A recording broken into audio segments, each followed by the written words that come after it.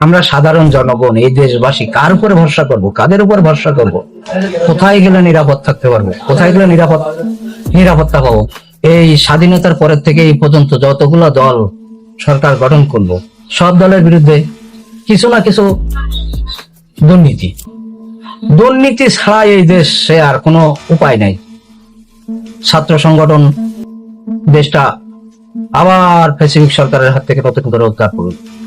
তাদের পিছিয়ে বাংলাদেশের সাধারণ জনগণ ভরসা করছিল যে এদের দ্বারাই কিছু একটা হবে। অথচ দেখেন, এরাই আবার সেই দুর্নীতির শীর্ষে। এই দেশের মানুষের ভিতরে রক্তের সাথে দুর্নীতি মিশে গেছে। এই রক্তের সাথে যেহেতু মিশে গেছে, এই রক্ত সব চেঞ্জ করা লাগবে। জাহাজে ভইরা বঙ্গোপসাগরের মাঝখানে নিয়ে সবটি শরীর থেকে রক্ত বের করে ফেলতে হবে। রক্ত বের করে ফালাই দিয়ে নতুন করে ওই বঙ্গোপসাগরে পানি ঢুকে আনতে হবে।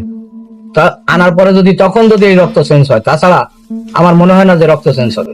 এই দুর্নীতিবাজদের রক্ত চেঞ্জ হয়। তাছাড়া এই দেশে ওই যত বড় পিসাবি না ক্ষমতায় বসান, ওই একই অবস্থা হবে।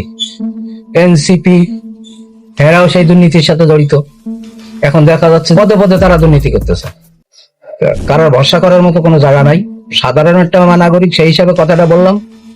এই দেশের এইসব মানুষের রক্তের ভিতরে দুর্নীতি মিশে গেছে।